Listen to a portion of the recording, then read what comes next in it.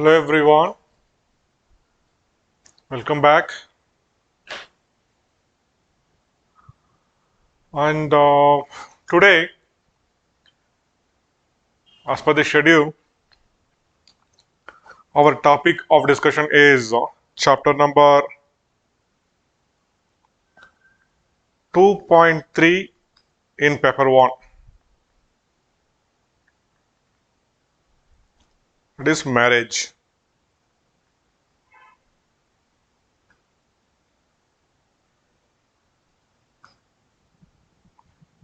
In marriage. Okay, so I request you to go through the syllabus 1. Here we have definition and universality of marriage. Then we have laws of marriage. There are various laws: prescriptive, prescriptive, preferential laws, etc. Then types of marriage. How many types are there and how it is distributed across the world. Then functions of marriage, then marriage regulations and marriage payments.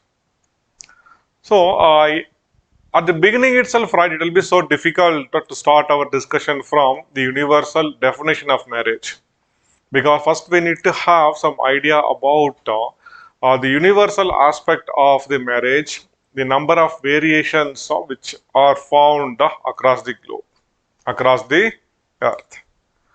So then it will be easy for us to understand why, though marriage as an institution is universal, why we do not why it is not possible for our anthropologists to define marriage into which we can fit all the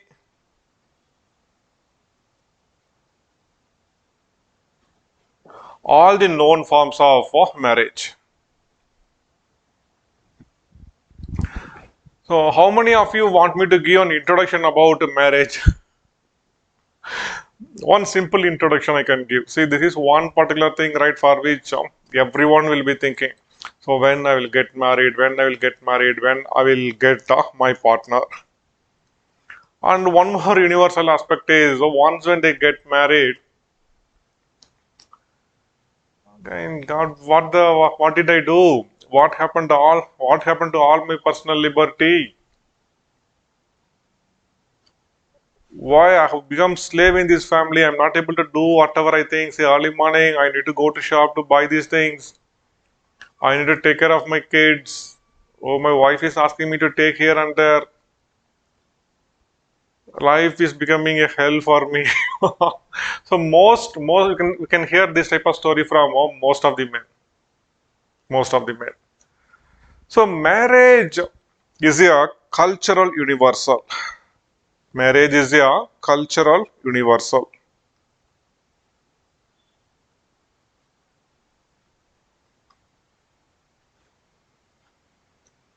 That means marriage as an institution is found in every known society.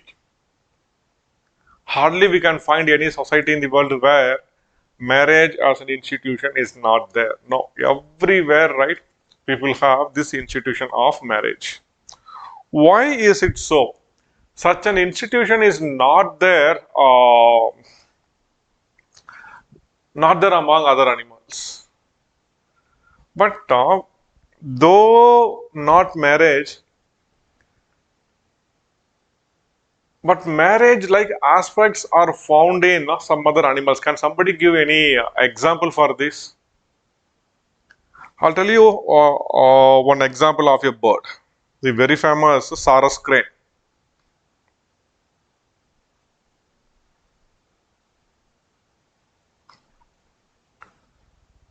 You can see this Sarus crane in the North Indian plains.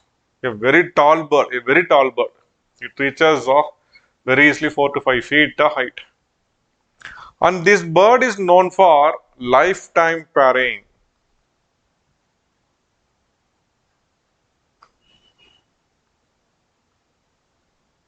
Once if two birds pair up, they will make it sure that they will live lifelong.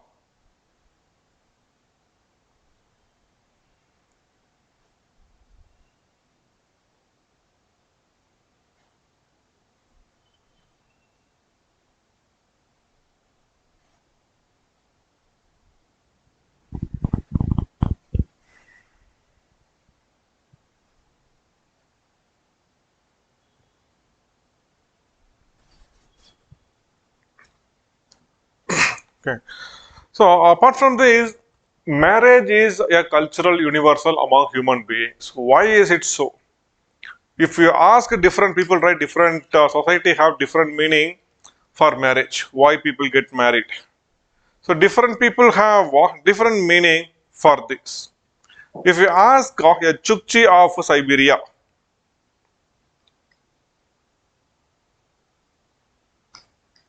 Chukchi of Siberia.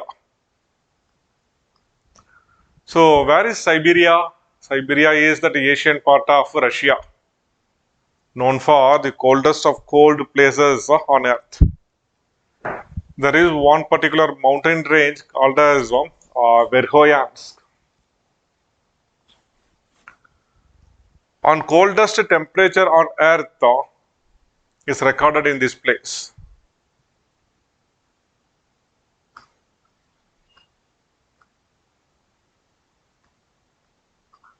And there is even one settlement here, one town by name Verkhoyansk. Uh, the annual range of temperature, that is a range, annual range of temperature. If you say range, range means maximum minus minimum. For example, for New Delhi, the maximum temperature will be around 40, say if it is 42 degrees Celsius, and minimum temperature is 18 degrees Celsius, or say for example 22 degrees Celsius. Then the annual range of temperature here is 20 degrees Celsius. On the other hand, for coastal cities like Trivandrum,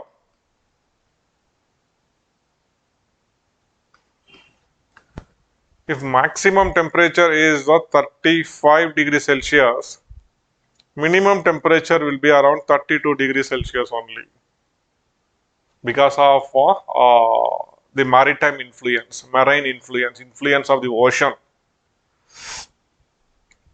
During winters, ocean will be bit warm, and during summer, ocean water will be bit cold. And as a result, there will be no much temperature fluctuations in coastal area. So in Trivandrum, the annual range of temperature will be around 3 degrees Celsius only, 3 to 4 degrees Celsius. But in New Delhi, it varies between 20 to 25 degrees Celsius. Okay, leave it. So the Chukchi live in Siberia. If you ask a Chukchi, why you are getting married? A Chukchi man will say, I need a wife because I need someone to row my boat, someone to row my boat when I can do fishing. They marry for a purpose. If you ask few other society, they will ascribe this particular institution to the genius of their ancestors. Sir, we do not know. Our ancestors created this institution and we are getting married. But apart from that, there is a need that human beings need to get married. One of my friend earlier, he told me, Thiru, what a life this is. Our life is so codified and how boring it is. But look at these animals. He was showing a monkey. How happy these monkeys are. Whatever they want, they can do. It can marry any beautiful, it can access any beautiful monkey in its group of our sex. How happy their life is. I asked him a few simple questions. See, let this monkey be the most powerful monkey in this group. So this powerful monkey can access any other beautiful monkey in that group as its partner. But always there will be a threat. Some other monkey will always be ready to pull this monkey down, to kill this monkey, to access that female monkey.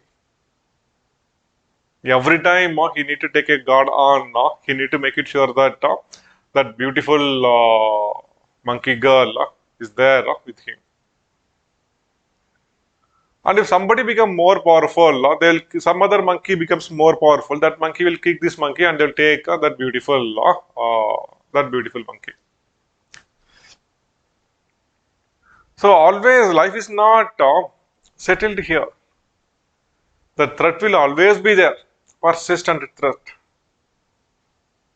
But that is not the case with human being. There is no need for somebody to become more powerful, to build his muscles, to train himself in all sort of martial art to secure a beautiful woman. Just read well in your school days. Get into some good engineering college or medical college. You can think about marrying a beautiful woman with a lot of dowry. Okay, and once when a man gets married, there is no need to worry about external threat. Yeah. So marriage as an institution provides a lot of comfort to human beings. First and foremost thing, unlike other animals, unlike other organisms, so human beings have a peculiar problem. And this peculiar problem was responsible for the development of all the cultural institutions. Development of all the cultural institutions. See here, the problem is number one.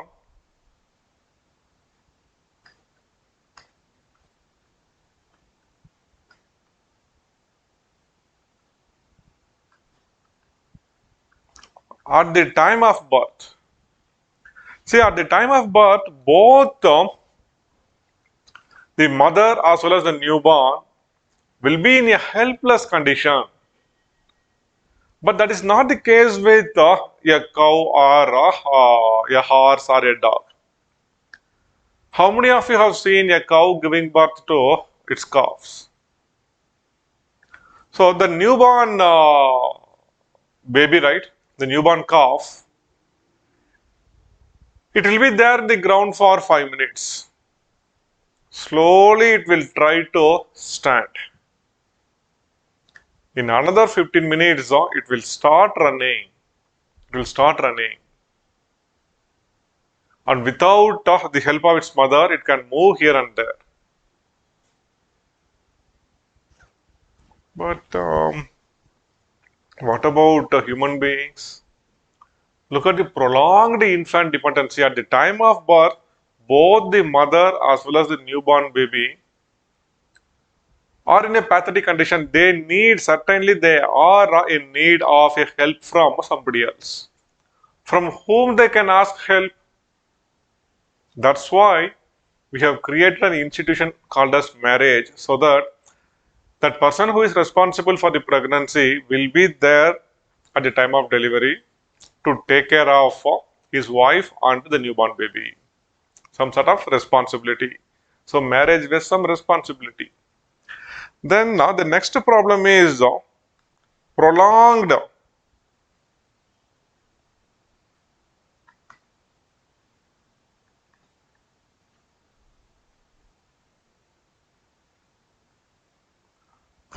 infant dependency. The newborn babies, right? See, when a baby is born, the neck muscles will not be strong to hold the head. It takes close to around 2 months for the neck muscles to become prominent, and the infancy prolongs for a very long time, maybe until 3 years, 4 years, because human beings have a large brain when compared to that of their body size. And this large brain grows or develops very slowly. It takes time for this brain to grow. Brain growth is very slow and gradual. That's why even after 2 years, right, we can see kids will be struggling to speak a language or to communicate or to develop a proper socialization. But nowadays, right, in the name of pampering the kids, our parents are not allowing the kids to grow. The married couples are not allowing the kids to grow even until they give birth to some kid. They keep dictating, see, you should not know how to walk in the road. You need to walk like this only, you need to go like this only. we are further prolonging the dependency of the kids on the parents. And next, marriage solves. Next, very important issue is the third issue is fight for sex. Fight for sex is common in all the animals. Every animal, right, fight for sex. But human beings, they are capable of making lethal weapons. Knives, dagger, gun, etc.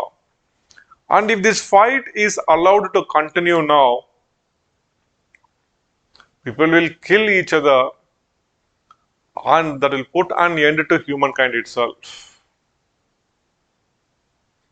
So these are the conditions which necessitated human beings to introduce the institution of marriage. So by marriage, what we are going to achieve? Restricted sexual activities.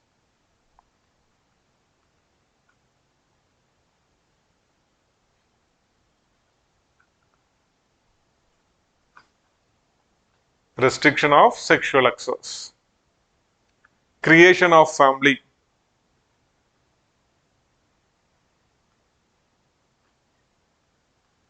So we managed to create a family so that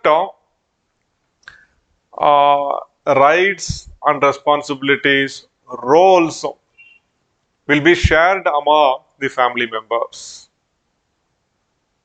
Among the family members. So they can go ahead with the procreation. That is giving birth to babies. And they can make them a responsible people, a responsible person in the society. Okay, so that's why human beings alone have this institution of marriage. From the beginning itself, I am saying this institution of marriage is universal. It is found in all the known societies. Even people in the United States, right, they get married. Even people in Australia, they get married. The Bushmen of Kalahari, the Pygmies of Congo Basin, the Semangs and Sakais of Malaysia, even our Andaman Islanders, right, they get married. So marriage as an institution is universal because it serves a number of purposes. Okay, so now let us start our discussion from the first topic, the ways of acquiring a mate.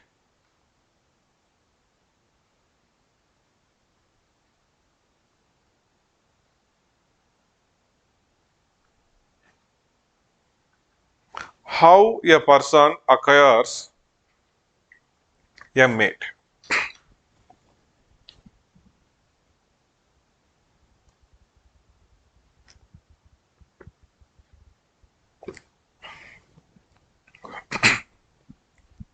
Ways of acquiring a mate. There are a number of ways by which, right, a person can find and get his mate. We are going to discuss some very common way of acquiring a mate. The first important way is by negotiation.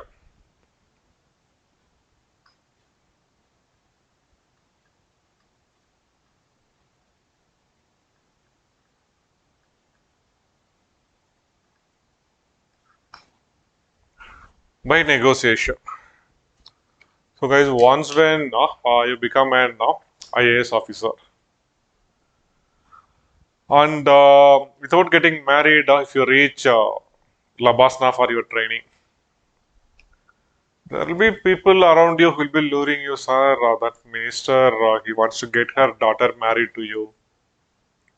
Sir, he's a rich businessman, sir. He's having property worth a few thousand crores. And he want to get her daughter married to you.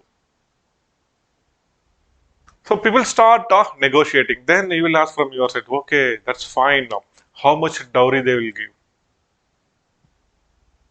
500 crores? 600? How much they will give?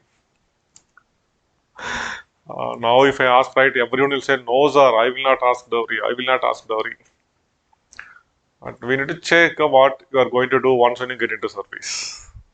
But my sincere advice is once when you become an IAS officer, right, you have achieved something so great in your life, and you can lead a very happy life. Your life will become very happy if you can have a control over your wife. If you ask her, go and make a coffee, and if he says, ask her mom to make, what the hell you are asking me? Life is going to be very horrible. And if he says, wait, darling, I'm just making a coffee for you. And it happens to many actually after getting married, after getting into service, right? They look for ultra rich spouse, and people end up screwing their life. Screwing their life. Okay. So if you are born and brought up from a business class family, then you can think about see, it's not about thing. See, one need to plan their life properly. Just material things alone should not attract people in this marriage, because he or she is going to be your life partner, and it matters a lot to have peace in life. Okay, so by negotiation. So marriage by negotiation, right, is one common form of marriage which is found in the most advanced societies as well as in the most primitive societies. So here, right, there will be one go between.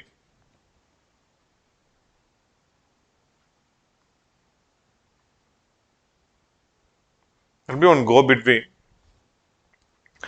This go between, right, these marriage brokers, they'll have good idea about the availability of brides according to their class, caste, according to how much dowry they can give, etc. So generally, right, people approach this go between in this process, and this go between will arrange for a meeting. Here, one very important thing is in the process of negotiation, suppose if they find that no, things are not going to work properly, then they can now cancel the marriage. Then they say, no, we are not going ahead with this, let us stop with this. And both the parties here will not lose their face. They'll say, okay, best wishes.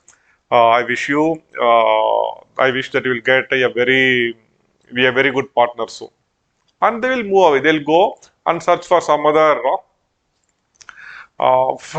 source. So here they will not lose their face if the marriage didn't materialize.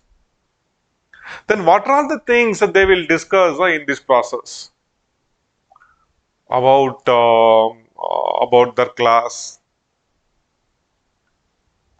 how much dowry they can give, or in return how much money the boy can give to the girl.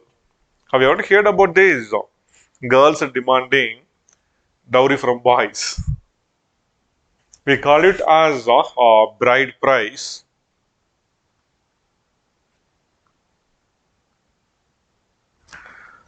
This is common among close to around 30% of the people on the earth. They follow this. Okay. Then they will also discuss about the number of other obligations. Number of other obligations. So what this girl will do after marriage? If she comes to my home, will she do household work? Does she know how to cook properly? Will she cook properly?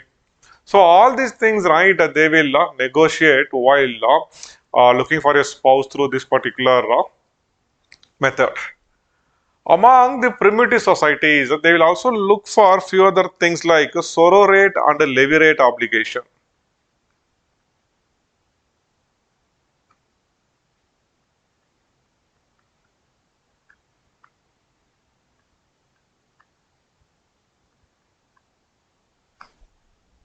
Sororate and levirate obligation. So what do you mean by sororate or sororal polygyny we say?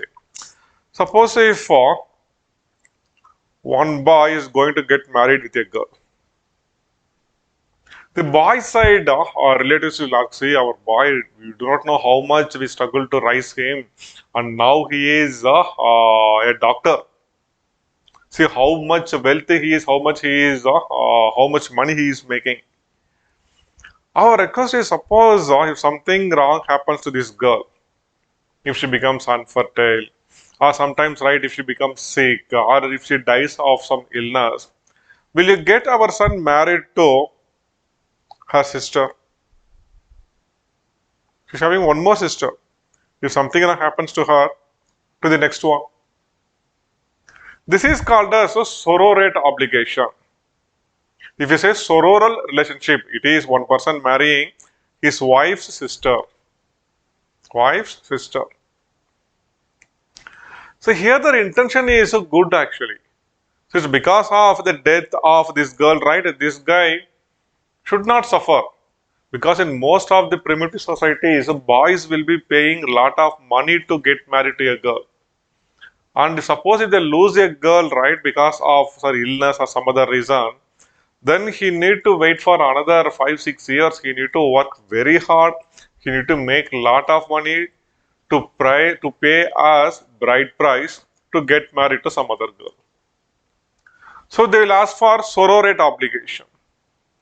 The reverse is called as a levirate. So here they are getting the girl married to this boy, and they say, see, our girl, right, she is such a beautiful girl, so fantastic. She cooks so well. How beautiful she sings, and she is also contributing a lot in the economic activity. See, she can go out for hunting, she can do horticulture. And suppose if something wrong happens to this boy, will you get her married to her brother? This is called as a levirate obligation. And if they accept, yes, we'll do that, then only they'll go ahead with the marriage. Here their intention is not to make the girl happy, but see, look at our society. The way in which we treated our woman. If a husband dies, right, immediately we will throw that woman into the burning fire of her husband. Murder, right, we are murderers. How nice we have treated our woman in the name of our culture, in the name of our religion. And we had no guts to deal with this famous institution. Somebody from Europe should come here and they should make a law to abolish sati. When see the sati as an institution, sati as a practice, as a ritual, right, was very common now in the Gangetic Plains. When the British first went there, after seeing this, right, it was a very big shock for them. And even when they have established their administration over Bengal and Bihar, they are looking at this helplessly, and they said, see, our duty is not to deal with this. It is their custom, they are practicing. Why should we break our head with this? Okay, our aim is here to do business, let us make money and let us go back to Europe. But still we are a responsible administrators. If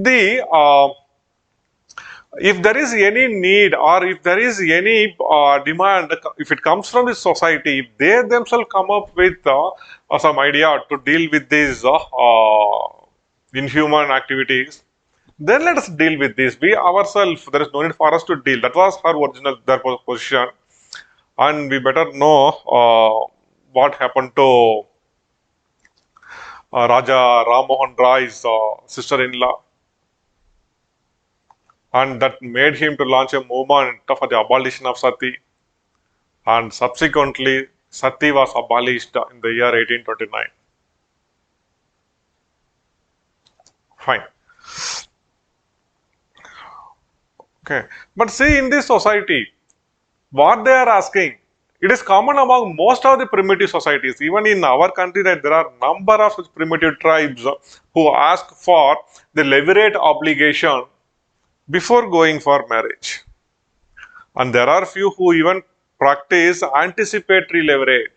Anticipatory levirate. Here there is no need for them to wait for there is no need for that girl to wait for her husband to die. Even before that, right, if he becomes sick and if she thinks that no, this guy is not going to become well, there is no need for her to wait for his death. She can go ahead with that guy's brother. Anticipatory leverage. So in most of the primitive societies, when they go for marriage by negotiation, they will also ask for the sororate and the levirate obligation. So then, so this is marriage by negotiation. Marriage by negotiation.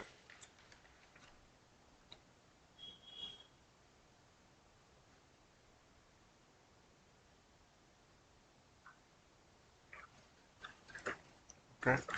So next way of acquiring a mate by service.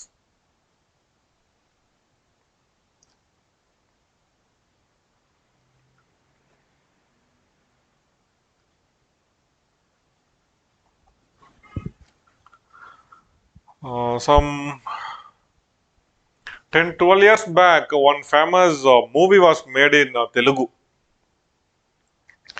In that, one guy will fall in love with a girl in London.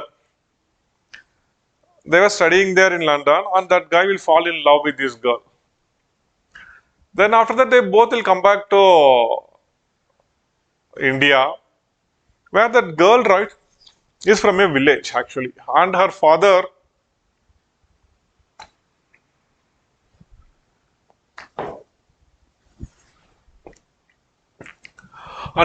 is a big landlord. The father is a big landlord. But that guy is say, hey, you are not even looking manly. I don't think that you are capable of protecting my girl. If you want to marry my girl, there is a condition. You just come, you be there in our farm, and try to live as a farmer, and I will just provide you a small hut there. You live and show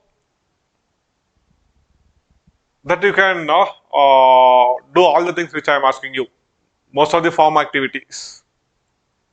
Then I will get my daughter married to you. That guy, right, he will face all the difficulties. One fine day, that guy's dad will go there to see him, saying, what the hell you are doing, man? Is it for this girl that you need to suffer, undergo all these things? Then he will have a look at the food which that guy eats. He takes that, he keeps in his mouth. He just spits that and he runs for water. My God, how pungent it is. Pungency. You should not say spicy. Pungency is the correct term. He couldn't, they have ordered some 4 or 5 chilies in that. He couldn't keep that food in his mouth. That's an awesome movie. So, we know about dowry, where right where boys relatives will ask the girls' relatives, no, you need to give 2 kg gold, 1 BMW car, then we can go ahead with the marriage. But everything right should be there 1 month before the marriage itself. Do not make us to cancel the marriage in the last moment. I really don't know how guys can ask such a thing to their life partner. But it is a cultural universal. In every society it happens. Marriage means it is not a marriage between boy and a girl. Here land marries land. Cattle marry cattle. Kingdom marry another kingdom. Okay. But there are few societies where the reverse happen. Where the girls will demand bride price from the boys. So what is the reason for such variations? So dowry is common in India. Dowry as a system, right, is more prevalent in India, in the circum-Mediterranean region, and wherever Indians went and settled, right, there dowry is very common. So dowry is very common where women contribute a very little in the economic activities.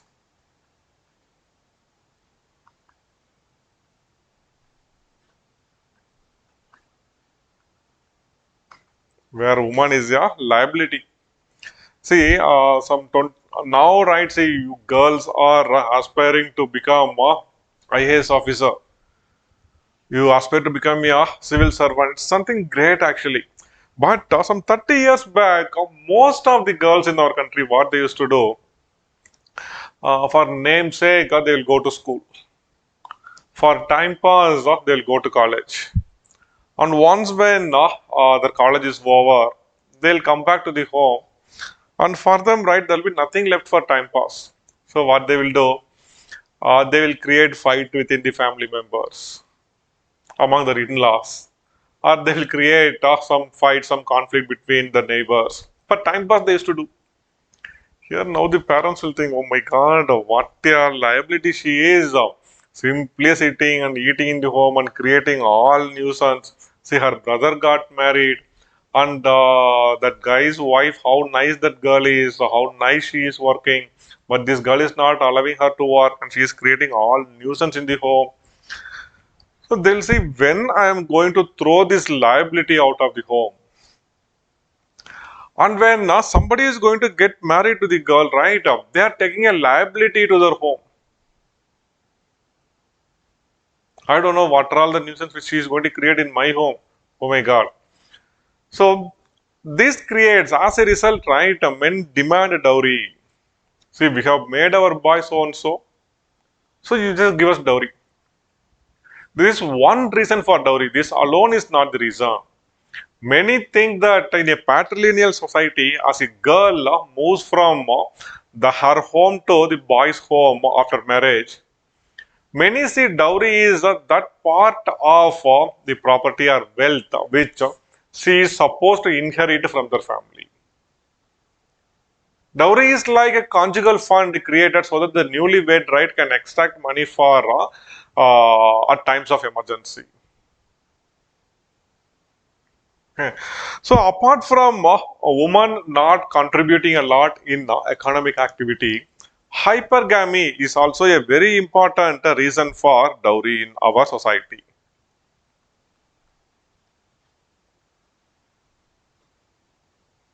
Hypergamy type of marriage, hypergamy rules. We call it as pratiloma, anuloma.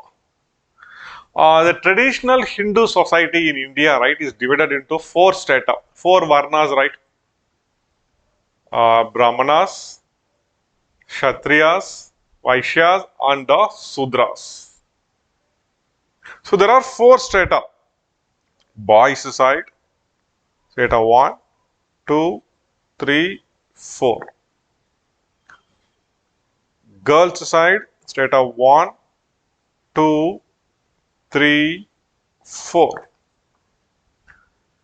The hypergamy law states that this is a legal law as per the Hindu Traditional Marriage Act. Sorry, Hindu traditional law marriage rules. But our current civil laws are related to marriage, right, prohibits this type of rules. Here, a boy from this strata 1, right, he can get married to this girl. What about he getting married to this girl? Yes, he can get married to this girl also. He can think about going down, further also down, and there is no problem for him. He can get married to a girl of his same strata or the girl below his strata. But for this guy, right, he can get married to a girl from this strata and from this strata. He cannot think about going up in the ladder. This is prohibited. This is prohibited in as per the Hindu traditions.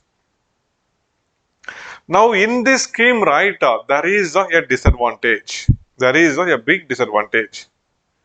The scope of mate selection, right,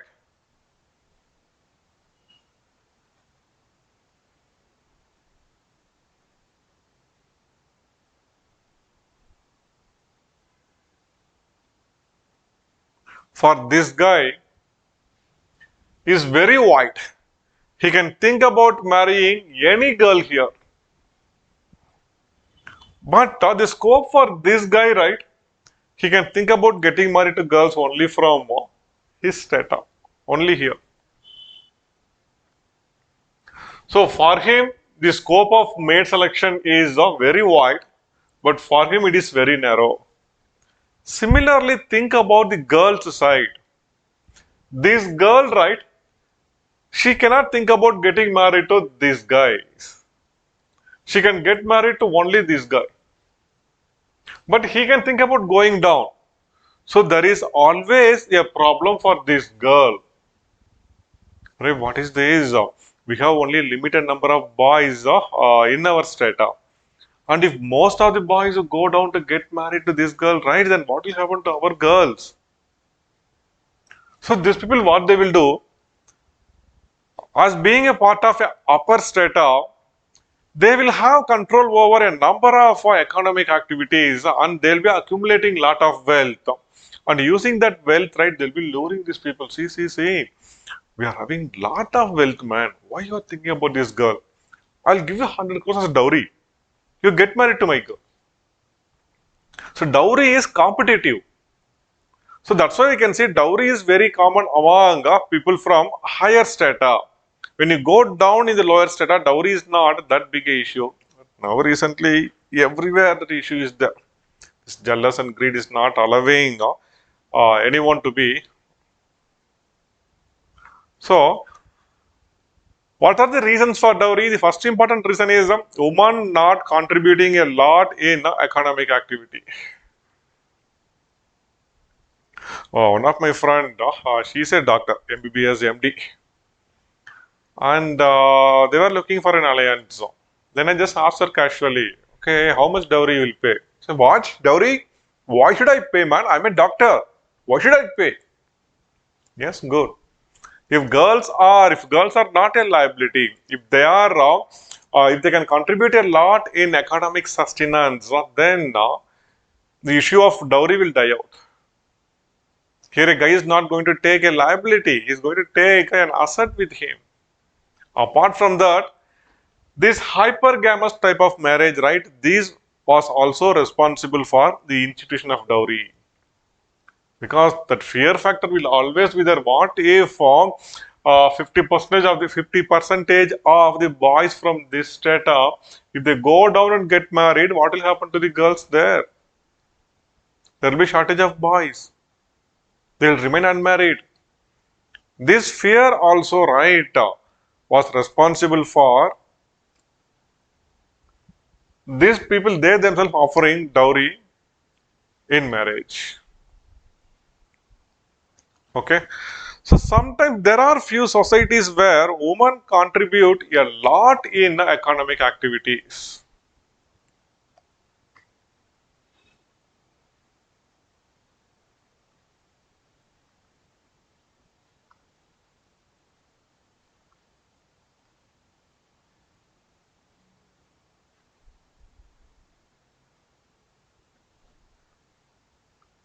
In most of the primitive societies, when people live by hunting and the gathering, if they live by foraging, foraging means just moving here and there in search of food materials. And whatever they get, right, be it a tuber or be it a fruit or nut or honey, they'll just eat. Foraging. Still, there are a few primitive societies who live by foraging. Here, women contribute immensely in the economic activities. See, among hunters and gatherers, what the men will do early morning, right, after having their breakfast or whatever they eat, they will carry their bow and arrow, they'll go out for hunting. Then it is a duty of the woman. She need to take care of the babies. She need to go out and she will be doing some minor agriculture. She will be collecting fruits and nuts. Fruits and nuts. So then once when the men brings the hunted game, right, it is her duty to extract meat out of that, to preserve the leather, to tan the leather. So women here are tied to lot of work actually and they contribute a lot.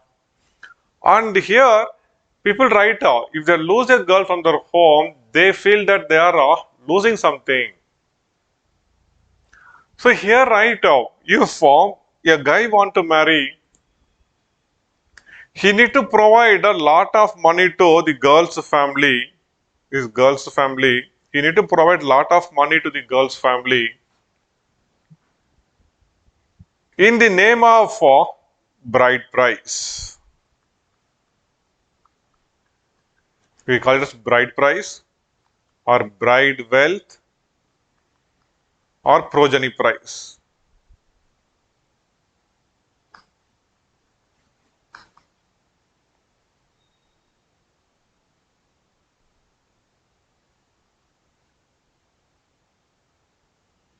Progeny price. See, now the society is a hunting and gathering society. I told you these hunters and gatherers, right, they are not capable of producing large scale economic surplus. They hunt, eat, and they keep going. They hunt, eat, and they keep moving. These people, they cannot accumulate large quantity, or they cannot accumulate wealth. Yes or no? So now the girls here, they contribute a lot, and now if they go for marriage, right, they are asking money, bride price.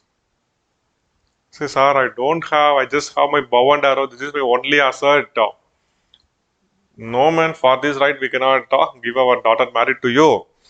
And still, if you want to marry, you can do one thing. Come to our home. Instead of money, right, you do some work in the home for a few years. You provide us some service. And then after some time, if you become happy, right, we will get our daughter married to you. This is marriage by service.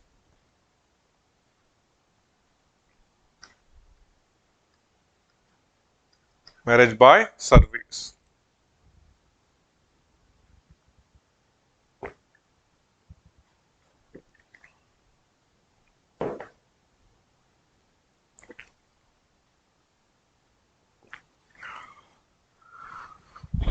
This is marriage by service.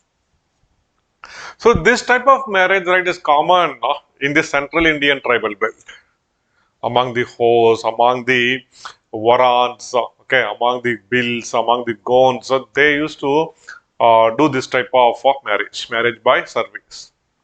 There is one very good example found among the Bushmen of Kalahari Desert.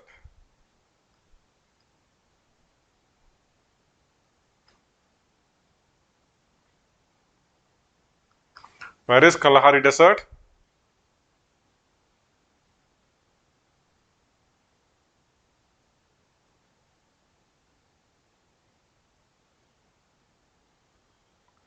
This looks like Africa, right? South Africa. And here we have the very famous desert, Kalahari Desert and Namibi Desert. Bushmen, right, this tribe, but the real name is not a Bushman. They are Bashimanar. Bashimanar. The British couldn't pronounce them and they have named them as a Bushman. But Bushmen have nothing to do with bushes. They are hunters and gatherers who live there in the Kalahari and Namibi Desert. Here among the Bushmen, if one boy wants to, so there is girls' home, and if one boy wants to get married, he need to go and ask their family, uncle, I want to get married to your daughter. By the time, right, the boy's age will be somewhere around 15 years, and the girl, right, she'll be just 10 years. She might not have even attained the puberty. Much before the time itself, right, he need to rush and he need to book this girl is for me. Then these people, they'll be very happy. What, you want to marry our girl? She's just 10 years old, man. No issue. You come to our home, you start doing service for us. Start doing service for us. So here the service will be like collecting water. So collecting water is a very difficult activity here. So every say dew water, the dew from the leaf blade, right? That's a very important source of water here. They'll take a bamboo vessel with them. They'll just keep doing this like this, and they'll collect water from the grasses.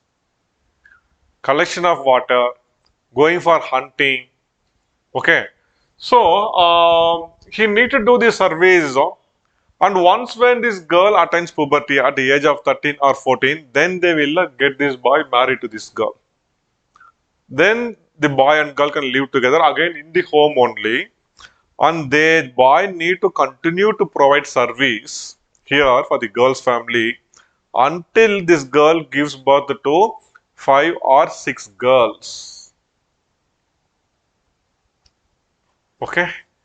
After that, right, they'll permit, okay, we are satisfied, now we can go back. So this guy, right, he goes there as a single boy. After 15 or 16 years, he will come back to his home in a huge group, in a group of he, his wife, and the 6 kids. Around some 8 people will come back to the home. This is one extreme form of marriage by service. Marriage by service. So, what are the things they need to look in while they go for marriage by service? In few societies, right, for example, I told you about the Chukchi of Siberia.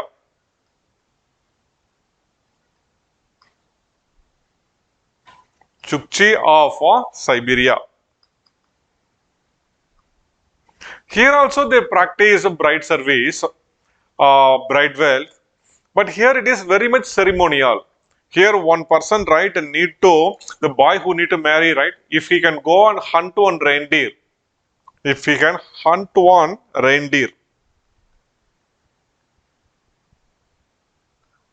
Reindeer is the most popular hunt in the Arctic regions. Because reindeer are found in abundance and they can hunt these animals, reindeer. It is a staple food for them. So if a boy can hunt one reindeer, they'll be happy. Yeah, good. If I did the service, you can get married. In most of the societies, the marriage by service, right, the service may be ceremonial at times. And what are the things they need to look in when they go for marriage like this? So they need to look into few issues that how long this boy will be providing service. How long the boy will be providing service. Then the nature of the service.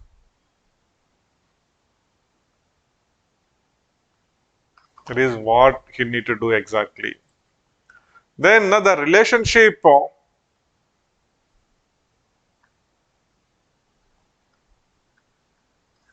during this period. They're yet to get married, that boy is providing service. So, will he be allowed to mix with the girl? Will he be allowed to live with the girl or not? So, these are the things, right, they will look into while going for marriage by service. Guys, are you okay with the term marriage by service? I have given you a few examples also, you can just go through it. Okay.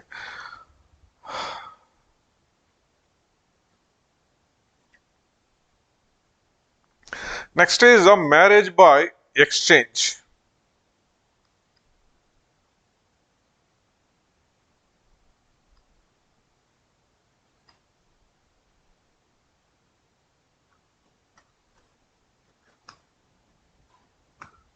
There is a family.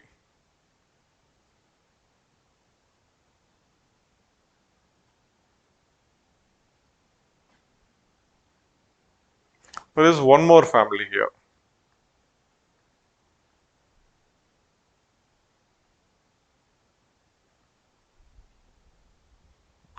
So this boy, right, he wants to marry, sorry, I should not put a line this like this. This is misleading.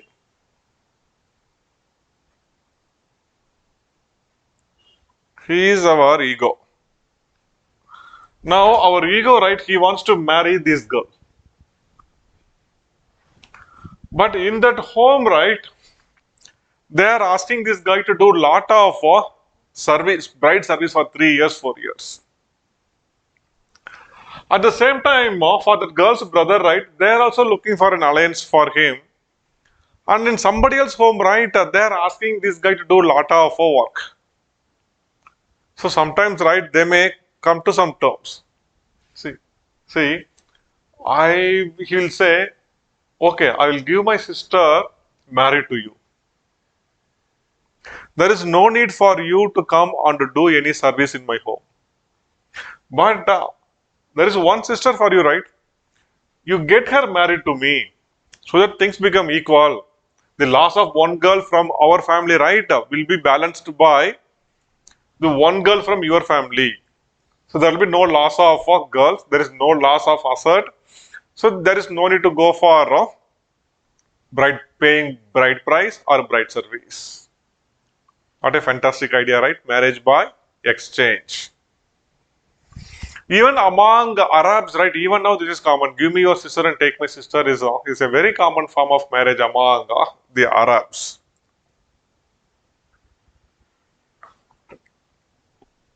And marriage by exchange. This is one way, right, by which people can avoid paying excessive bride price and also doing bride service. Next is marriage by probation.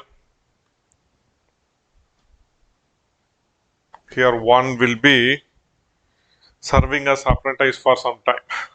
Marriage by probation. So once when you become an IAS officer, okay. So there will be 2 years of initial training, 3 months foundation course. Then for another 7-8 months, right, phase one. After phase one, right, you'll be pushed to a district where you will be trained under a district collector or a district magistrate. Then once again, right, you will go back to Labasna for phase two, maybe for some 3 or 4 months. So this is a probationary period where you will be trained in the administrative nuances. Then after that, they will post you as an SDM, subdivisional magistrate, the first posting for an IAS officer. Got it? So a period of probation. Here, marriage by probation. The very good example is the cookies of Manipur.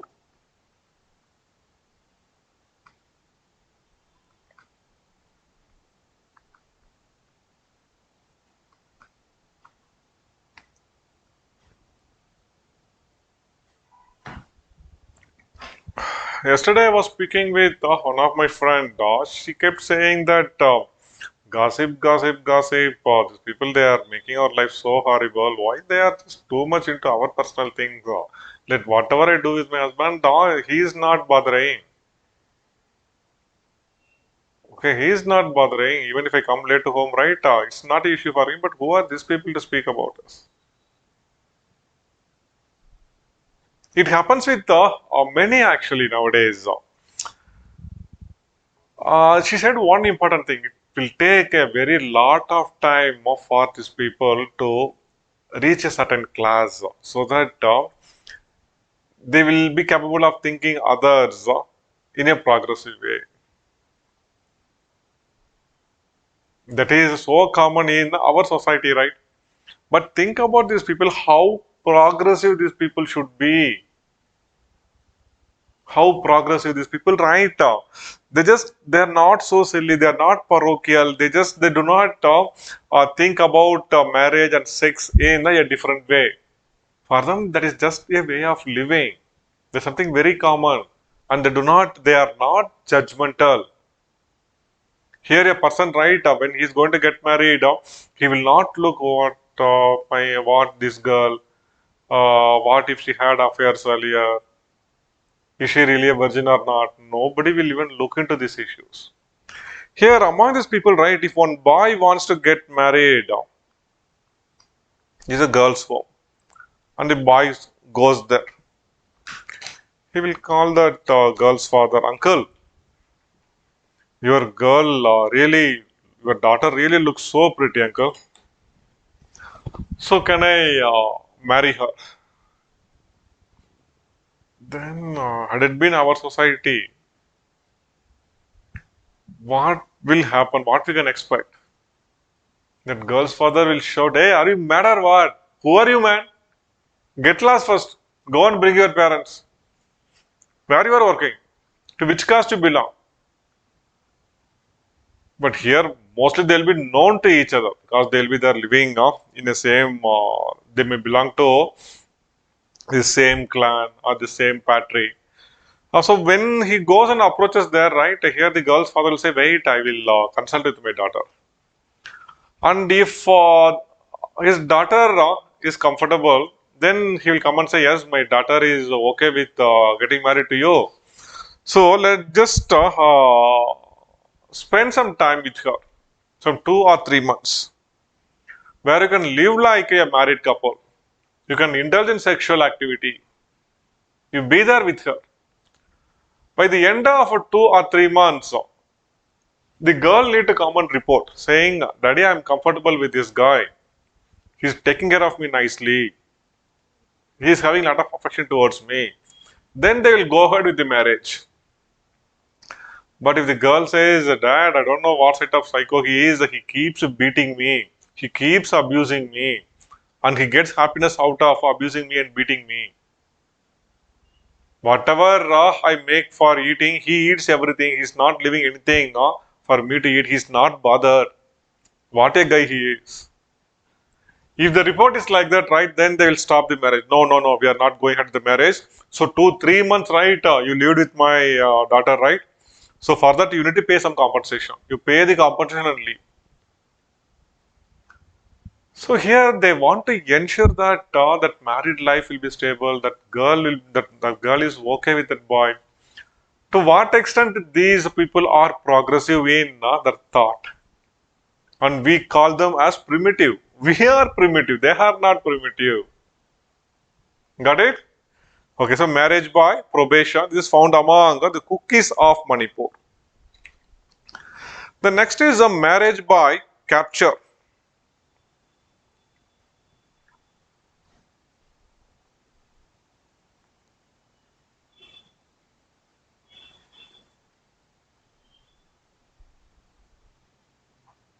Marriage by capture.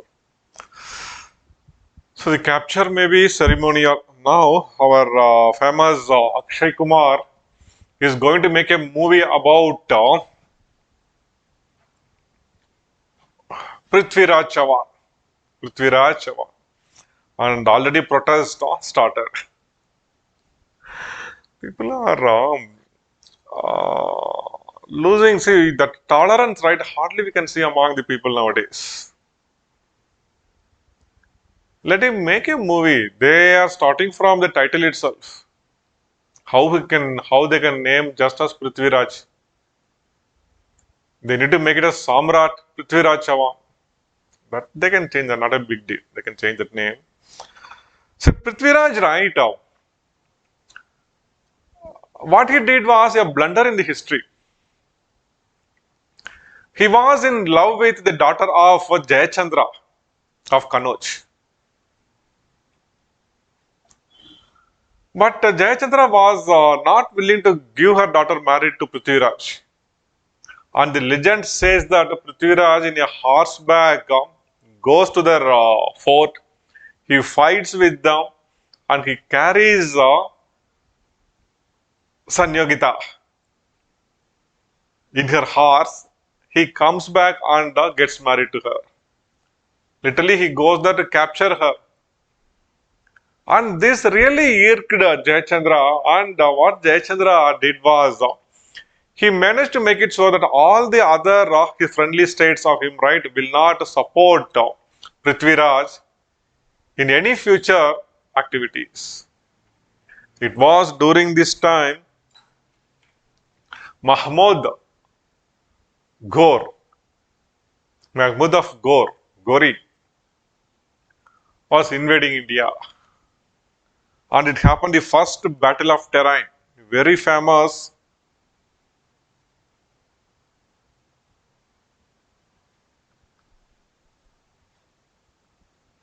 So what actually happened in the first battle of Terrain was the Muhammad of Ghor, right, he managed to escape from death. He managed to save his life and he ran away.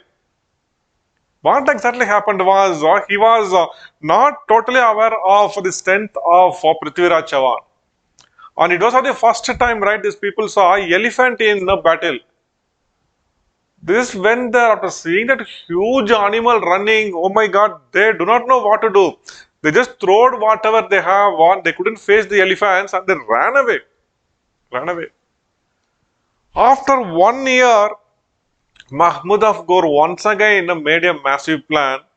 And in the second battle, right, what happened? The very able general who fought for Prithviraj in the first battle, right? He was busy with a campaign in Bihar and Bengal. He went there and he couldn't come back to join Prithviraj Chauhan. And now Muhammad of Ghor, right, he was well prepared for the battle. He know how to deal with the elephants. And he even managed to make number of traps to uh, make the elephants fall. And somehow, right, he wins the battle. And legend says that Prithviraj Chauhan was blinded and he was beheaded in the battle. Was beheaded in the battle. And that paved way for the establishment of Delhi Sultanate. Delhi Sultanate.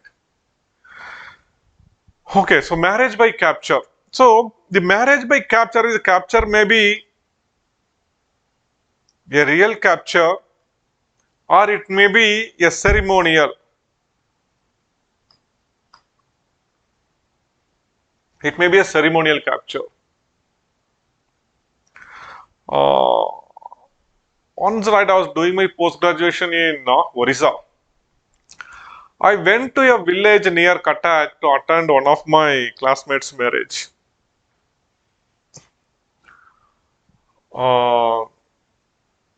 Guys, do not have any prejudices. I tell you, I have loads and loads of love for people in Orissa. I still remember those beautiful days in Bhubaneswar city. The quality of respect which people used to give, the quality of love and affection they used to show, that's really, really awesome. Really awesome. At the same time, we need to accept the laziness of the people also. In our college, right, lunch break will be between 12 to 3. 3 hours lunch break. Go, eat, have a nap, and then come back. And during those days, right, between this 12 to 3, most of the streets will be empty, shutters will be down. And so in that marriage, what happened actually, most of the ceremonies were there in the night hours. So from 8 o'clock, right, they started doing a number of, performing number of rites and rituals. And after 10:30, right, there was a dull and people, right, they were sleeping like this. And suddenly by around 12:30, things gained some momentum and they wake me. I come, important thing is going to happen. I saw that the girl's family, right, they were in the function hall. They are waiting here. And the groom, the boy's family, they just came here, they were waiting at a distance of some 100 meters. All of them were waiting here. The brother of that girl, right, from here, he didn't walk, he ran to them and he carried that boy in his shoulder and from there he ran back to this function hall, to this chowdhury. Good, that guy was bit handsome and slim, so that this guy managed to carry him. What if he is like our old Adnan Sami? Maybe 2 or 3 may run there to carry him. So these are present day remnants of some old custom. Maybe the lazy guys here, right? They won't go for marriage, and whoever have girl in their family, boys need to go there to hunt for boys, bring them and get them married. Maybe So this is one survival which I could see. And in North Indian marriage, we have one custom of making a boy, making the groom to sit on a horseback, and they will take him as a procession in a horseback or sometimes in a chariot. That means there might have been a condition when boys need to go in a horse or to capture the girls for marriage. So capture may be ceremonial or capture may be real. So among few tribes in Rajasthan, most importantly among the Bills, they have one peculiar habit. So sometimes there will be some festivals which will be a prelude to the marriage. And in this festival, right, if a boy, if he carries the vermilion, that is the red kumkum which girls keep here, right? And if he carries the, and if he suddenly applies that over the forehead of a girl, right? That's it. He captured that girl. That girl need to marry this guy only. Marriage by capture. So capture may be ceremonial as well as capture may be real. Then marriage by intrusion. This is one very important type of marriage which is found among even the tribes in the central Indian tribal belt. Marriage by intrusion.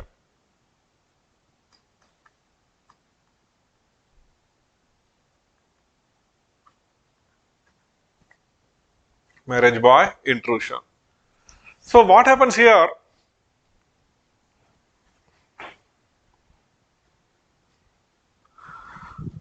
Here the girl, right, she initiates the marriage activity. If she is fond of a boy, she will go to their family and she will ask, Auntie, I want to marry your son. You want to marry my son? Okay, let us start the ritual then. The ritual is they will beat her. They will not allow her inside the home. They'll make her to sit in the veranda. They will not provide 3 square meals for her. All the waste things they'll throw, eat like this. And they'll check how long the girl survived or sustained days of humiliation. Maybe for 1 week or 10 days. And if the girl, if she didn't abandon her intention of marrying that guy, and if she continues to stay there, facing all the abusers, then they'll say, yeah, the ritual is over. Now come, you can get married. Sometimes, right, a girl may become pregnant in a casual relationship. And once she knows that she becomes pregnant, she will go there to the family and she'll say, your son is responsible for pregnancy. I want to marry her. Then again, right, at least for formality, they will do this ritual. They'll make her to sit outside. They will not provide her proper food. They will, just for namesake, they will abuse her. And finally, right, if she manages to be there for 1 week or 10 days, then they will get that girl married to this boy. This is called as marriage by intrusion. And there is one more common way of getting married, that is finding a mate, that is marriage by trial.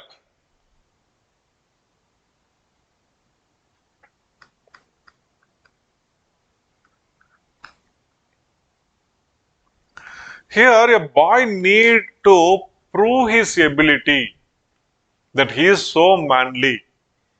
It is possible for him to, it is very much possible for him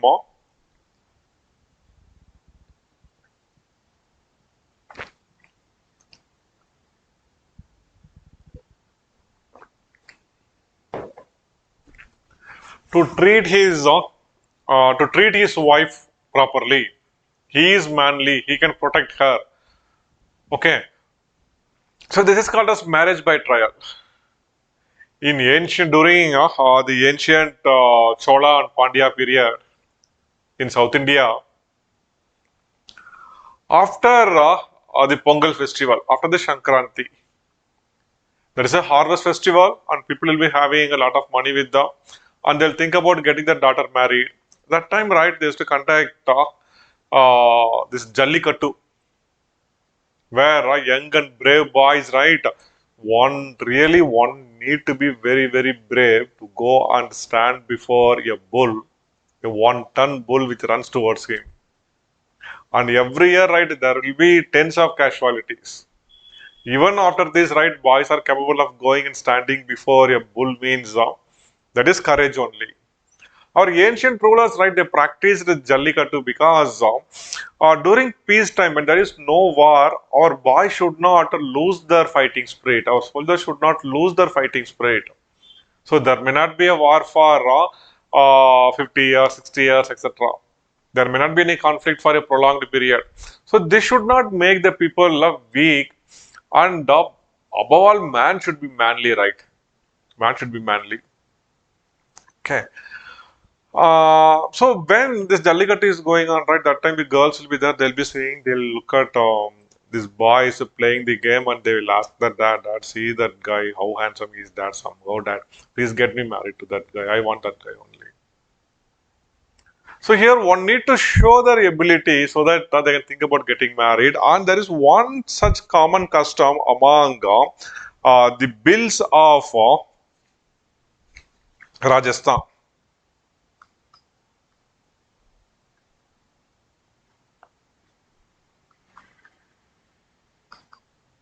The bills, right, they live in Rajasthan, Madhya Pradesh, and even parts of Maharashtra.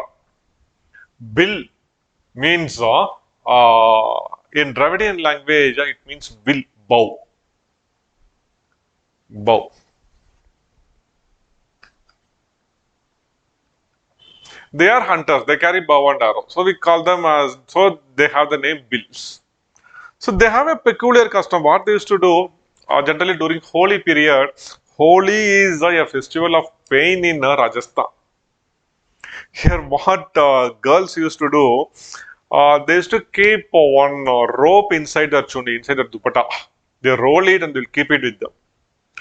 And when boys come to pour water over them, right, they'll form a group, they'll chase these boys and they'll beat them black and blue.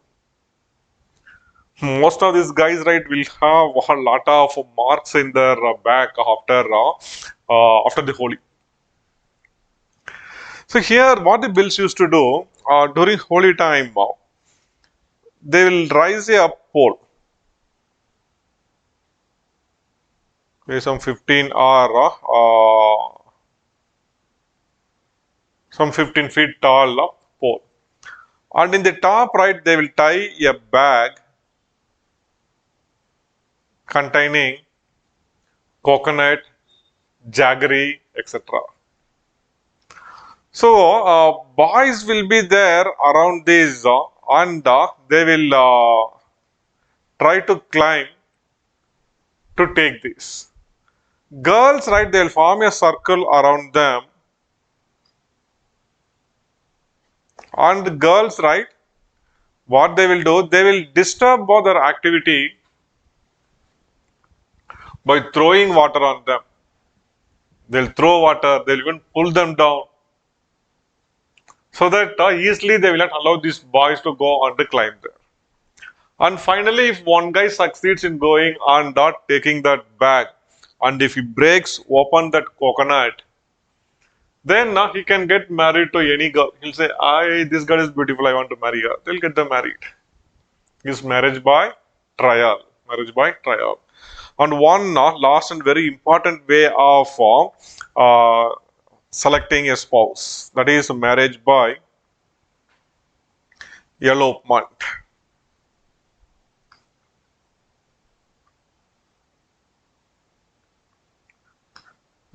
In every society, be it a modern society or let it be a primitive society, there will always be some sort of resistance to some sort of love marriages. Okay. Maybe there may be a difference in caste, or there may be a difference in class, or the girl's family may not like the boy's family due to some other old issues. So what generally they will do under this condition, if the boy and girl, if they become too much emotional and if they feel that no, I cannot just live without you, then they will elope, they will run away.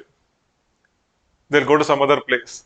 And in every society, there is a rule in most of the primitive society that if the eloped people, if they come back to their village, maybe after a few years, and if they have two or three babies, then the society will allow them back and they will accept them back.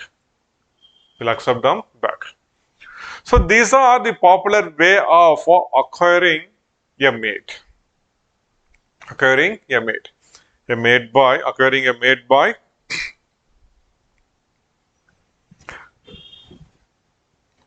negotiation, by service, by probation, by intrusion, by trial, by elopement, etc.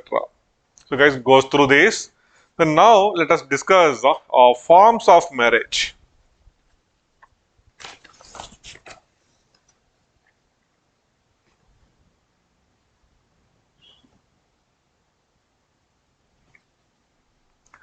See, we are following a different order because if you go as per the order given in the syllabus, it will be very difficult for us to understand. So this will give you a proper understanding. That's why we are going in a particular order. After the ways of acquiring a mate, let us now discuss the forms of marriage.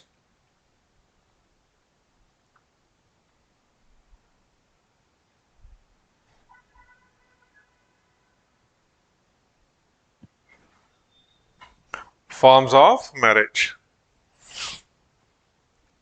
So broadly, right, marriage can be classified into two.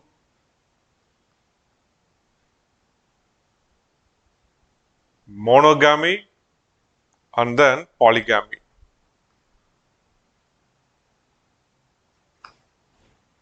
So if you say monogamy, it means here there are only going to be two people here, husband and wife, that's it. In polygamy, right, more number of people are involved in the marriage. One person can get married to four or five girls. Or the reverse, one girl may get married to four or five boys. And once again, like I tell you, we should not have prejudices over this thing. If somebody is practicing such a marriage, hey, why they are, oh, how they can practice, why they are practicing this? No. Culture is unique to people, and if people practice culture right, it means environment permits them to do, and there is a necessary for them, there is a need for them to do that. Okay.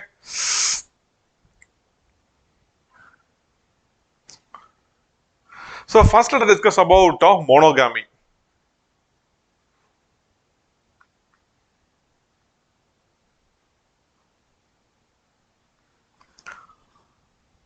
Monogamy is a myth. There was one discussion about this in the American Anthropological Association, and the final conclusion was monogamy. There is nothing like monogamy. See, monogamy is again divided into two types. Number one, strict monogamy.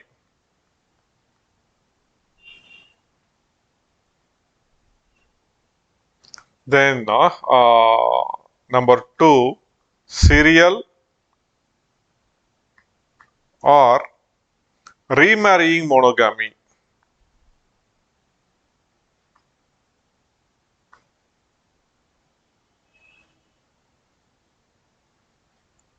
Strict monogamy means here one person gets married to a girl, and irrespective of whatever happens to that girl, let her live with him or let her die.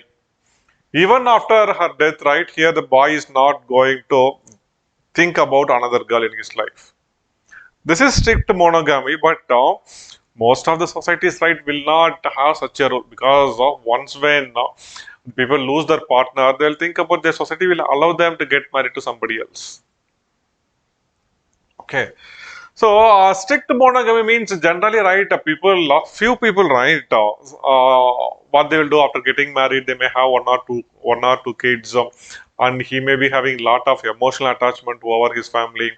Maybe after 10 years, right, if he lose his wife, then his morality, his moral standards may not allow him to think about another girl. He'll say, okay, my two kids are there. I will better live for these kids. Live for the kids. This is strict monogamy. Serial or remarrying monogamy means, see, Hinduism permits this type of marriage. One person, right? At a given point of time, he need to live with one girl. He can either kill her or divorce her. Then you can think about getting married to another girl. This is called as serial or remarrying monogamy. Serial or remarrying monogamy. This is a polygamy in installment. Polygamy in installment. Next is a polygamy.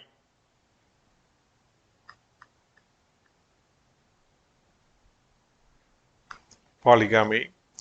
Broadly, right, this we can classify it into four types.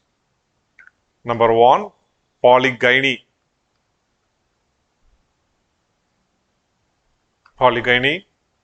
Number two, polyandry. Number three, a mix of both.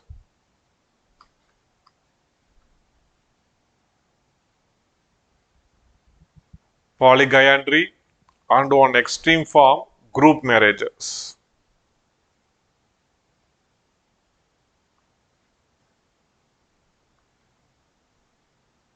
Group marriage. So first let us discuss about polygyny.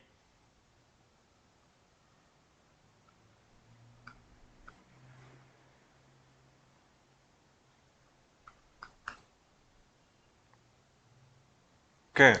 Again, polygyny may be bigamy. Here one guy, right, he gets married to two girls, having two wives. That is bigamy. Then it may be a sororal polygyny.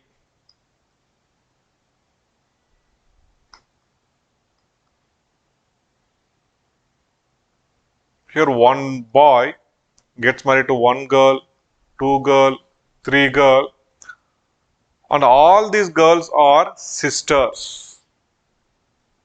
Then we call this type of marriage. This is the symbol which indicates that they are siblings.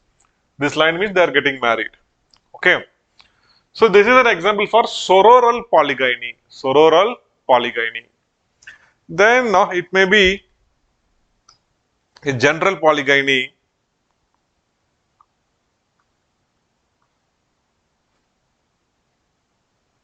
In which a man gets married to one, two, three, or four girls, and they are not sisters. They are not siblings. That is general polygyny.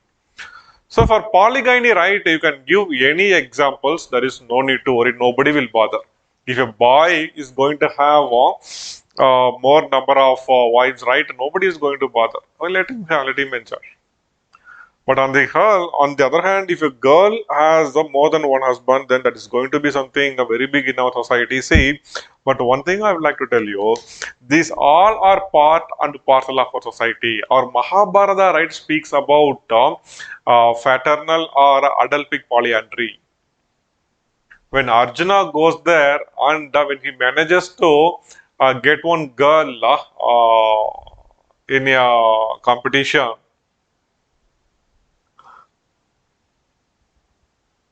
his mother, right, without having any idea, he just asked him, so whatever you brought, right, share it with your brothers. Later she come to know, oh my God, you brought a girl. But see how strict that society was. They have no provisions to take back their words. Once said is said. Okay, I said, now I cannot take back my words. Okay, you five, right, you all get married to that girl. Here, one thing I'll tell you. So, our myth, right, indicates the condition of the past. That means there was a time when polyandry was permitted. So, institution like this, the same Mahabharata, right, we also speak about Lord Krishna and his concubine relationship when he was there in Gokula. He had number of girlfriends. So that means there was a time when all these things were permitted in our society. Premarital sex was permitted. Polyandry was permitted. And see, next in Ramayana, Ramayana speaks a lot about monogamy. That means a society has evolved now. They have reached a stage that this type of polygamous relationship created conflict, and they need to impose a strict law of monogamy. Got it? So, okay. Our myth shows or gives number of evidences and examples that polyandry was a part of our Indian society and it was permitted. It was permitted. It is not a big sin as per the tradition. Okay, fine. So, next is the polyandry. So, but while mentioning polyandry, you need to be very, very careful with the examples. So, here you should not make any mistake.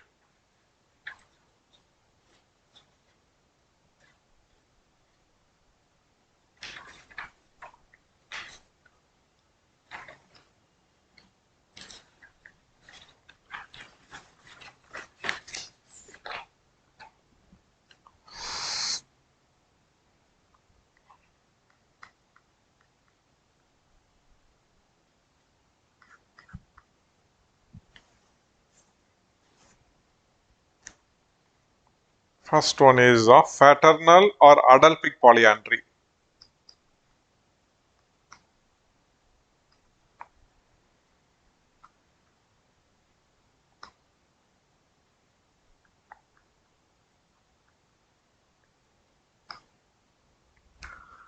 So here one girl is married to one boy, two boy, three, four, and all of them are siblings. They are from same home. Draupadi and Pancha right? Five Pandavas.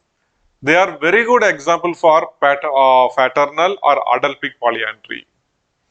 In contemporary society, there are few examples for this. The Todas and Kotas.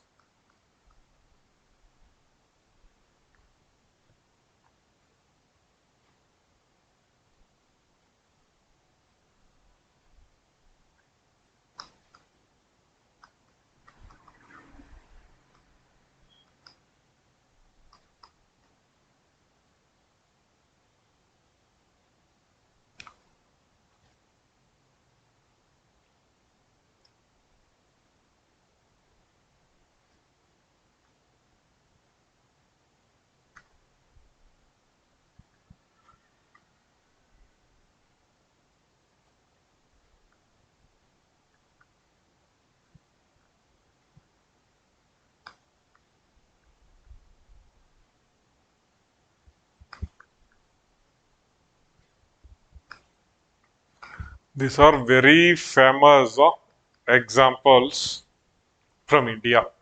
The Todas of Nilgiris. Where is Nilgiris? Nilgiris is in TN, right, in Western Ghats. In the Kerala TN border, we can see these Todas. Todas, right, they are cattle herders. They used to rear buffaloes, but they are not nomadic because of a very high rainfall and because of the lush green vegetation there, these people are sedentary. So Todas, right, they practice a fraternal polyandry.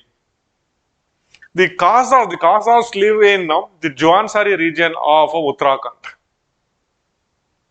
Khazars are in Uttarakhand. The Khazars, right, they practice polyandry. Then the Galang of Arunachal Pradesh. Their society also permits girls to get married or to have multiple husbands at the same point of time. Okay. So, polyandry may be fraternal or it may be non-fraternal or non-adultic.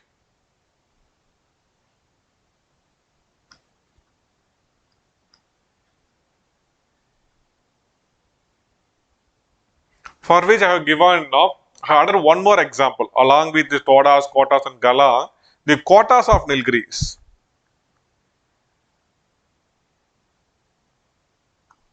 Quotas, K-O-T-A-S. I'll just write it again. So please be thorough with these examples. The Todas of Nilgiris, the Quotas of Nilgiris, the Kasa tribe of the Juansari region of Uttarakhand, then the Galang of Arunachal Pradesh.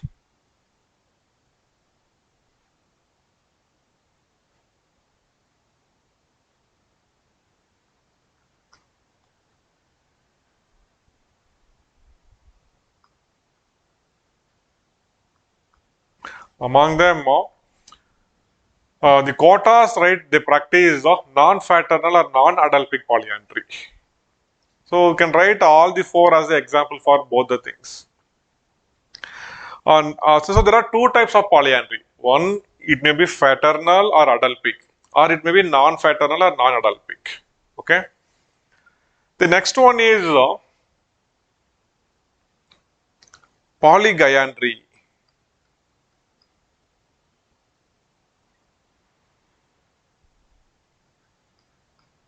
Polygayandry.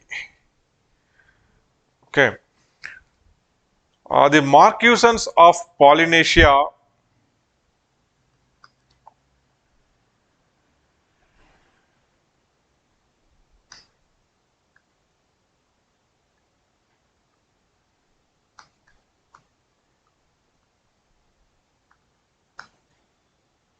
and our own Todas.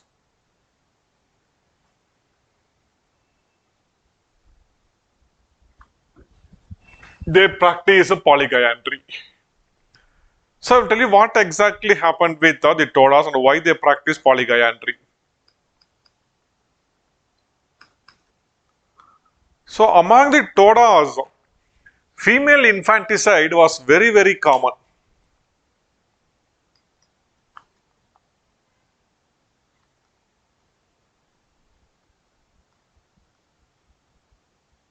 Female infanticide was very common, but they do not do it for dowry purpose. Even in animals, right, this particular aspect is found even among animals. That is, even if a dog, right, if it gives birth to 5 or 6 puppies, after them, out of the 5 puppies, if 3 are girls, then the dog itself, right, will kill 2 out of them. Even tigers used to do this because these animals believe that it is the girls who will be giving birth to babies and they will increase the population. If you have a control over the girls, you can have a control over the population. So it is a type of population control. When resources are scarce, right, they cannot allow their population to grow at an infinite rate. So they do this. So they make it sure that they can control the population. Similarly, even the Todas, right, they used to practice a female infanticide.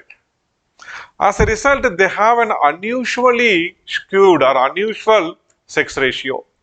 There was a time, maybe some 300-400 years back, the sex ratio was around 300 or 350 or 400 per 1,000 males. 400 females per 1,000 males.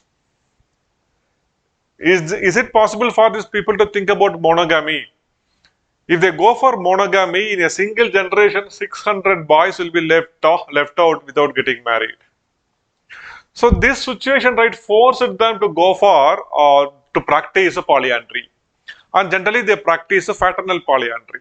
So within a home, right, if there are 1, 2, 3, 4 boys, they all will get married to one girl. This girl will be common to all the 4 boys.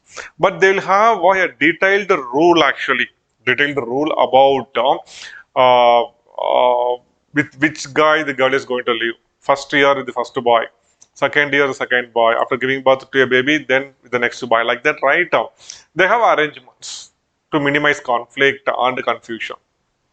So later came the Christian missionaries. What the Christian missionaries did, see, they tried to educate the people. Right? What you are doing is wrong. In fact, Todas were one among the most studied tribes in the world. So during the colonial period, right now, whoever comes to this tropical place, they'll always find it so happy to go to Ooty, to Nilgiris, because of the environment there and the Alps like vegetation there, the cold climate. At the same time, a very peculiar culture among the Todas. Now, if you go and meet a Toda saying, I'm an anthropologist, I came here to do research, right? Uh, it will not be a surprise for them. They'll say, oh, come, come, come, come. Okay, how much you are going to give? See, for Indians, right, these people, they will not provide too much of support. They know because Indians will not give them more money. On the other hand, if an European or an American anthropologist comes there, they'll go and cooperate a lot because they'll be paying these guys in dollars a lot of money, Todas. So, with the passage of time, what happened? The missionaries penetrated these people and they tried to educate them, and somehow they managed to stop this particular activity. So, within a matter of 2 or 3 generations, right, this sex ratio almost became normal. It became almost 980 per thousand. Now they can even think about going for monogamy. But instead of going for monogamy, what they did earlier for 4 boys, 1 girl, right? They took 2 more girls, and even they will be common for all the 4. This is called as polygynandry.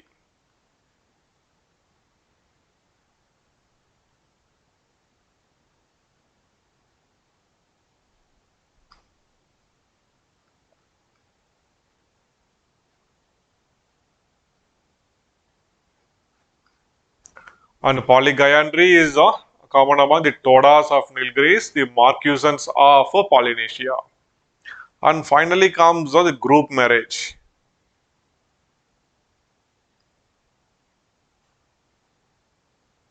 So where lies the actual difference between this polygynandry and group marriage? In polygynandry, right, 1, 2, 3, 4 guys are there. They'll take 1 girl now. Say maybe after, and all these people are brothers here. Most of the cases. And next year they'll take 1 girl. After 3 years they may add 1 more girl. Another after 4 years they may add 1 more girl.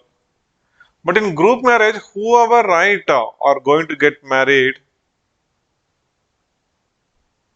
they all will sit together and the rituals will be performed, and so that they can indulge uh, in family building after this. And even they will have set of rules. Who will be living in the first year? Who will be living with whom in the second year? Like this is a this is group marriage.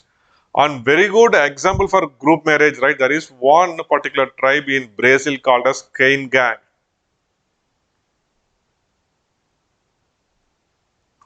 Who even now practice group marriages. Cain Gang. So guys, are you okay with the forms of marriage? Monogamy, polygamy. Polygamy, right? Again, polygyny and polyandry. We have polygyandry and then group marriages. So I do not want you to forget the examples. Examples are very, very, very, very important here. Examples are very, very, the two in the case of polyandry. So do not forget the Todas of Nilgiris, Todas and Kotas of Nilgiris, the Khasas of the Jawansari region of Uttarakhand and the Galang of Arunachal Pradesh. We have also discussed about the Marquesans of, there are many things to discuss about the Marquesans of Polynesia. The Marquesans of Polynesia and the Cain Gang of Brazil. So once when you are comfortable with this, right, then we can move on to the next topic, that is rules of marriage.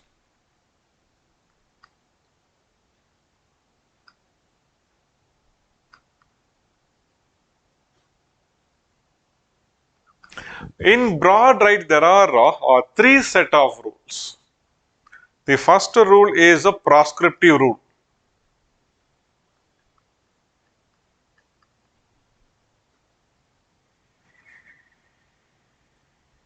Prescriptive rule.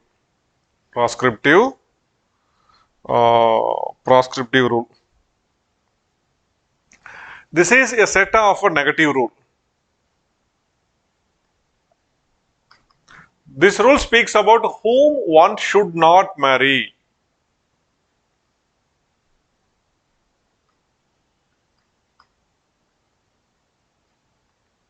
Whom one should not marry. This is prescriptive rule. In prescriptive rule, we discuss about incest taboo.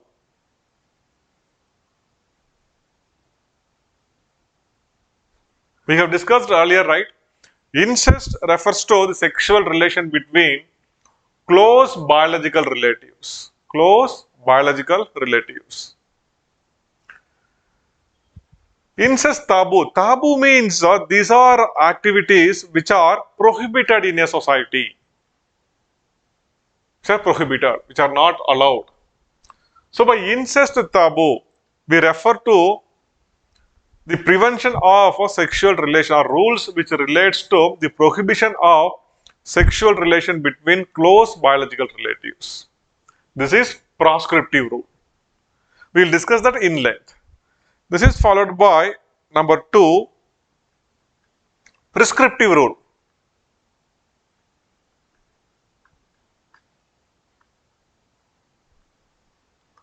This is a positive rule. This says whom one should marry. This is the prescriptive rule. It prescribes whom one should marry. So in prescriptive rule, we will discuss about prescriptive rule, endogamy. That is marriage within a group, and exogamy. Marriage outside the group. No, you should not marry within the group. You should always marry outside one's own group. That is the exogamy. Endogamy and exogamy rules. After that, the third rule is preferential rule.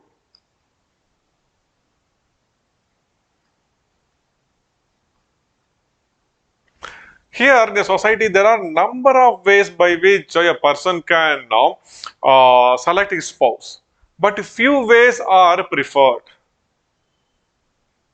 In this, we discuss about preferential rule, cross cousin marriages. Preferential rule, parallel cousin marriages.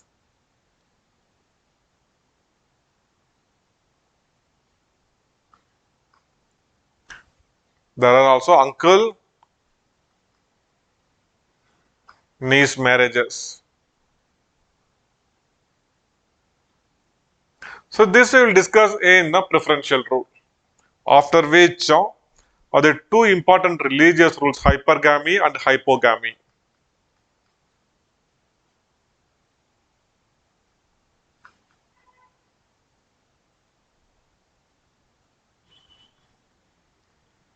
Hypergamy and hypogamy.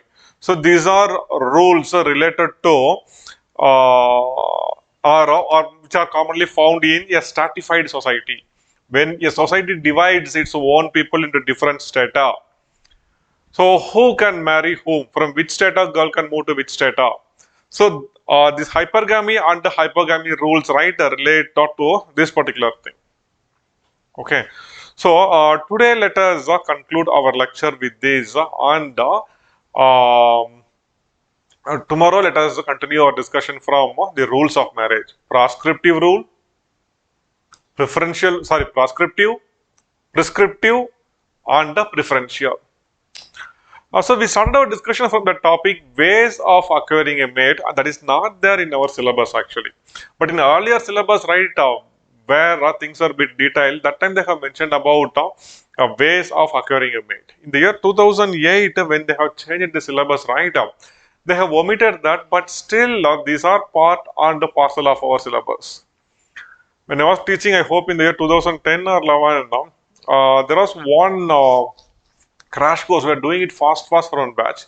In that batch, right, I have asked the students, see, the topic ways of acquiring a mate is not there in the syllabus. Shall we do that or shall we leave that? Sir, it is not there in the syllabus, right? Let us leave it like that. I left that and I continued my discussion. In that year, right, just in front of our face, right, they have asked one very prominent question. Ways of acquiring a mate for marriage. So it's better to add that and not to discuss that. So the examples are bit important here. Right? The examples are bit important. So you need to remember the examples. And the two, in the case of polyandry, you need to be very, very careful. Because here we are going to discuss about a woman and her multiple partners, and in our society, right, if you make a wrong statement, people won't take it lightly. I told you about Perumal Murugan and his book, right? One Part Woman. Though it was a fiction, like he wrote about some old customs, and people couldn't accept that. Tolerance level is going down everywhere there, everywhere in our country. Okay, so keep cool. As an anthropologist, what I meant to say is we should not have prejudices. If some society is practicing some particular custom or some particular ritual or some particular pattern, we should not be judgmental. We need to understand why they are practicing that. Is there any functional utility for such a cultural trait? That's what we are supposed to learn as an anthropologist, and we should never have prejudices over others' culture. Okay, so thank you then. Let us wind up the session with this and let us continue our discussion in marriage in the next class. Until then, thank you. Have a great day.